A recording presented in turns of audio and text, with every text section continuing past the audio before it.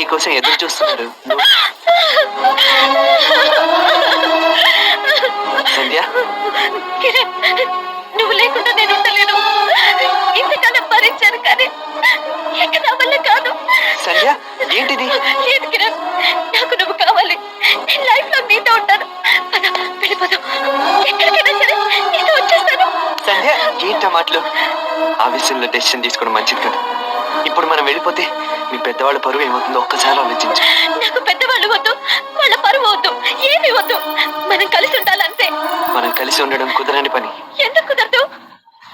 మనం తప్పు చేసాం కనుక. చదువులోనూ బిజినెస్ లోనూ తెలివి ఉపయోగించాలి. ప్రేమలోనూ దేవుడి దగ్గర నమ్మకం మాత్రమే ఉండాలి. కానీ మనం ప్రేమలో అతి తెలివి ఉపయోగించి చాలా పెద్ద తప్పు చేశాం. నువ్వు కాదు, అసలు తప్పులన్నీ చేసింది నేను. ఆ రోజు నువ్వు ప్రేమించానని చెప్తే నీ మనసు అర్థం చేసుకోకుండా తప్పు చేశాను. నిన్ను ప్రేమించి కూడా ఆ విషయం పెద్దవాళ్ళకి చెప్తే ఏమవుతుందోనని భయపడి తప్పు చేశాను. అయినా నా మీద ప్రేమతో అన్ని భరిస్తూ వచ్చావు. చివరికి నా మాట కోసం నీ ప్రేమనే త్యాగం చేశావు. నీ ఎంత మంచివాడిని నేను వదులుకోలేను కిరణ్. మనం వెళ్ళిపోదాం ప్లీజ్. సంధ్య, అప్పుడు మనం వెళ్ళిపోదాం అని నేను అన్నప్పుడు నన్ను వద్దు అని కన్విన్స్ చేసిందానివి నువ్వే ఇలా మాట్లాడితే ఎలా చెప్పు? ఇంకా సేపట్లో పెళ్లి పీటల మీద కూర్చోాల్సిందానివి ఇప్పుడు నేను తీసుకెళ్ళిపోతే ఈ ఛాన్స్ కోసమే నేను నటించాను అనుకుంటారు. నన్ను ఒక చీట్ అనుకుంటారు.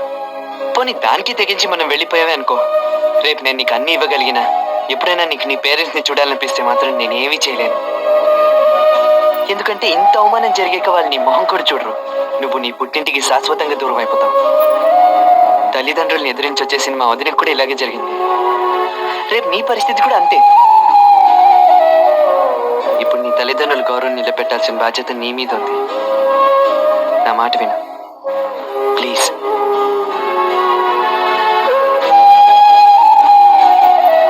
ప్లీజ్.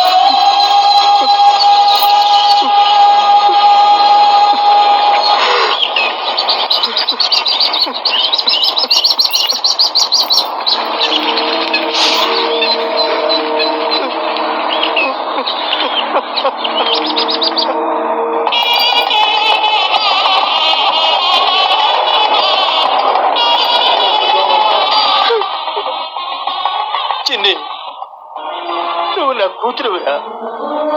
నా బరువు పోతుందని భయపడి 3 నిమిషాలు కళ్ళు మూసుకుంటే 3 ముళ్ళు పడిపోతాయనుకున్నావు కదూ.